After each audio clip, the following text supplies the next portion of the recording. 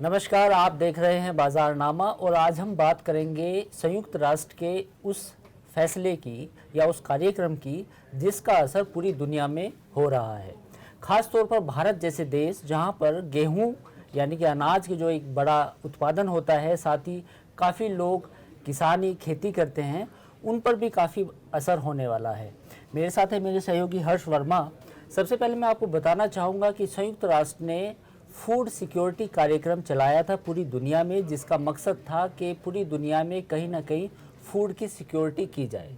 लेकिन अब उन नियमों को बदलने की ज़रूरत आन पड़ी है और उसकी वजह क्या है और जियोपॉलिटिक्स में ऐसा क्या बदलाव हुआ है जिसकी वजह से अब इसमें बदलाव की बात कही जाने लगी है जी। तो हर्ष, मेरा पहला सवाल आपसे है कि संयुक्त राष्ट्र का जो WTO इम्प्लीमेंट कर रहा था फूड सिक्योरिटी कार्यक्रम, अचानक ऐसा क्या हुआ कि पूरी दुनिया के करीब 77 या कहें 80 के करीब ऐसे देश हैं जो सामने आए हैं, जो चाहते हैं कि अब नियमों को बदला जाना चाहिए।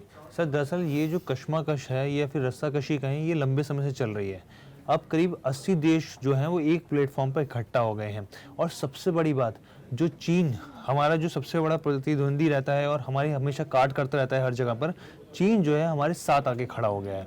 भारत और जो चीन है वो दोनों किसके खिलाफ मोर्चाबंदी करने जा रहे हैं? दुनिया के जो सबसे मजबूत देश हैं, जिनको डेवलप्ड कंट्री कहा जाता है, उनके खिलाफ मोर्चाबंदी करने जा रहे हैं। और ये जो मोर्चाबंदी मैं आपको बताऊं, हर एक चीज़ सिलसिलेवार तरीके से बताएंगे। बेसिकली जो वर्ल्ड ट्रेड ऑर्गेनाइजेशन है यानी कि WTO जो है, उसमें एक फूड सिक्योरिटी है। फूड सिक्योरिटी दुनिया के जो बेसिकली डेवलपिंग कंट्रीज है, जो विकासशील देश है, उनके लिए एक पूरा एक खाका तैयार किया गया, नियम तैयार किए गए हैं। ये नियम है क्या और किस तरीके से ये इम्प्लीमेंट किए गए हम उसके बारे में बताएंगे। लेकिन उससे पहले मैं आपको जो इससे जुड़े जो देश हैं इसके अंदर जो 80 देश हैं उसके बारे में तो आपको एक छोटा सा आइडिया देता हूँ ताकि स्थिति थोड़ी सी साफ हो जाए। तो सबसे पहले देखिए, भारत हो गया, चाइना हो गया, साउथ अफ्रीका हो गया, ये देश हैं। इसके अलावा G33 देश हैं। G33 का जो ग्रुप है वो इसलिए बनाया गया था, ये बेसिकली एग्रीकल्चर बेस्ड ग्रुप है। ये इसका मकसद जो था कि एग्रीकल्चर से जुड़ी जो भी परेशानियां हैं या जो भी चीज़ें हैं उस पर फोकस करके एक ग्रुप बनाया गया था। इसके अलावा ACP ग्रुप है। ACP ग्रुप जो है वो बेसिकली अफ्रीकन हो गया, कैरिबियन हो गया और पैसिफिक देश जो हैं वो इसमें शामिल होते हैं। तो उनको लेकर ये पूरा एक ग्रुप बनाया गया जो कि करीब 80 देशों का है और ये लोग गुहार लगा रहे हैं। अब मैं इसके बाद आपको बताऊंगा इसकी पृष्ठभूमि, अगर आप पूछना चाहें तो सवाल। मैं अपने दर्शकों को एक बात समझा दूं कि ये मुद्दा क्यों अहम है। अक्सर भारत चूँकि हम एक कृषि प्रधान देश हैं, तो हमें जो ज़्यादातर लोग हैं वो खेती किसानी पर निर्भर करते हैं। लेकिन कहीं ना कहीं हमें इस बात को समझना होगा कि जो WTO के जो नियम हैं और जो Bharat as a member UN के जो नियम है, ऑब्लिगेशंस होती हैं, उसका हमारी इकोनॉमी पर काफ़ी बड़ा असर पड़ता है। तो ये बताइए कि ये पूरा ऑब्लिगेशन से अब जो बाहर आना चाहते हैं वो क्यों आना चाहते हैं, उसकी वजह क्या है जी, और इसका असर क्या पड़ सकता है? देखिए, अब क्या हो, 1986 की बात है। शुरुआत 1986 में नियम तय किए गए फूड सिक्योरिटी को लेकर। जो विकासशील देश थे उनके लिए नियम बनाए गए। इन नियमों में स्थिति क्या थी? इन जो नियम थे ये कई तरीके के नियम थे। इसमें सबसे पहले ये था कि आप ERP, जिसे एक्सटर्नल रेफरेंस प्राइस बोलते हैं, एक्सटर्नल रेफरेंस प्राइस के जरिए चीज़ें ये थी कि अगर आप विदेश में कुछ बाहर अगर आप भेजना चाहते हैं तो उसके लिए एक्सपोर्ट करना चाहते हैं तो उसके लिए नियम कुछ बाउंडेशंस, कुछ पाबंदियां तय की गई थी।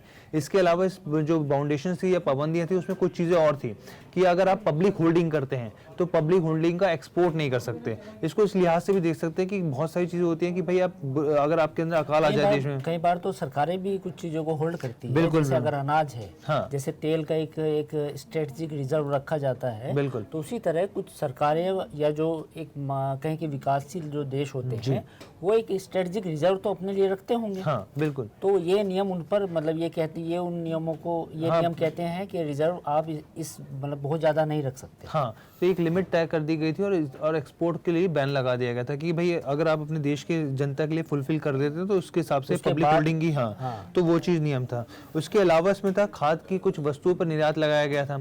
इसके अलावा सब्सिडीज पर कि भाई इस तरह की सब्सिडी, जैसे हमारे यहाँ पे देखिए MSP बेसिकली होती है, उसी तरीके से कुछ सब्सिडीज पर रोक लगी। विकसित देशों में तो जो हम सब्सिडी देते हैं उससे कई गुना ज़्यादा सब्सिडी दी जाती है। बिल्कुल आप सही कह रहे हैं। इसके अलावा स्टॉक पाइल था। स्टॉक पाइल का मतलब ये था कि भविष्य के लिए जो होल्डिंग तय की जाती है उस पर भी स्थिति साफ नहीं थी, उसके लिए भी थी। अब क्या हुआ, ये जब देश इकट्ठे हुए उनका साफ तौर पे कहना है कि अब ये समय बहुत हो चुका है। 1986 के नियम है, ERP जो हमने आपको बताया, एक्सटर्नल रेफरेंस प्राइस 1986 का है। अब इसमें बदलाव की जरूरत है क्योंकि दुनिया में प्रोडक्शन कम हुआ है, जो यूक्रेन युद्ध और रूस का जो युद्ध हुआ, और इसके अलावा महंगाई लगातार बढ़ी है और महंगाई का असर साफ तौर पे हमें देखने को मिल रहा है। उनका साफ तौर पे कहना है कि कम से कम जो ERP के नियम है वो पिछले 5 साल के हिसाब से तय किए जाएं, भले ही सबसे 5 साल के अंदर जो लोएस्ट रहा हो और जो मैक्सिमम रहा हो इसको इनकॉर्पोरेट किया जाए, लेकिन पिछले 5 साल के नियमों को तय किया जाए। सब्सिडीज के लिए जो नियम है उसको बदलाव किया जाए और जो समर्थन मूल्य जिस तरीके से सरकार देती है उसमें भी वहां पर भी कुछ हिसाब से वहां पर इंटरनेशनल के हिसाब से नियमों में बदलाव किया जाए।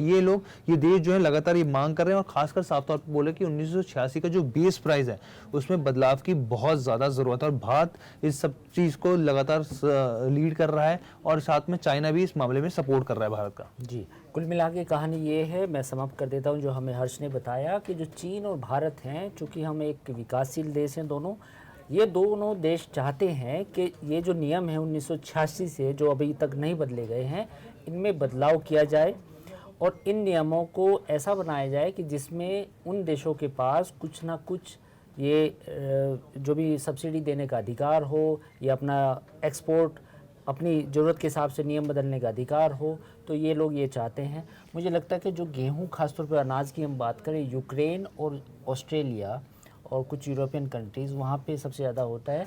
तो अभी यूक्रेन युद्ध के बाद मुझे लगता है कि पूरी स्थिति बदली है और यही वजह है कि भारत और चीन जो कभी एक मुद्दे पे साथ नहीं आते, इस बार हमें साथ देखने को क्योंकि आज के दौर में, मैं माफ़ कीजिएगा, क्योंकि आज के दौर में भी बहुत सारे ऐसे देश हैं जहाँ पे भूखमरी की स्थिति है सर, और साफ तौर पे ये नियम इसलिए बनाए गए थे कि किसी भी देश में किसी तरह की भूखमरी, कंगाली, किसी तरह की चीज़ें की ना रहे। और उसके बावजूद अभी स्थिति लगातार हम लोग देख रहे हैं, महंगाई, इन्फ्लेशन सातवें आसमान पर है, प्रोडक्शन लगातार घटता चला जा रहा है और ऐसे में ये जो देश है उनकी मांग बिल्कुल वाजिब है कि ऐसी स्थिति में कुछ सुधार होना चाहिए और वही हम लोग देख रहे हैं। चलिए, ये देखना होगा कि ये नियम कितने बदले जाते हैं नहीं, और अगर बदले जाते हैं तो इसका कहीं ना कहीं भारत का जो ग्रेन एक्सपोर्ट है, हाल ही में भारत ने चावल पे एक्सपोर्ट पे बैन लगाया था, तो देखते हैं कि भारत के जो जितने भी ग्रेन्स हैं जिनका हम एक्सपोर्ट करते हैं उन पे क्या असर होगा और जो भारत के किसान हैं वो उनके अंदर कम्पिटिटिवनेस जो इंटरनेशनल फार्मर्स होते हैं उनके मुकाबले कितनी आ पाएगी। बाज़ारनामा में इतना ही, और कल फिर हाजिर होंगे हम एक नए टॉपिक के साथ। देखते रहिए बिजनेस टुडे बाजार। वीडियो पसंद आया तो हमें लाइक, कमेंट, शेयर और सब्सक्राइब जरूर करें।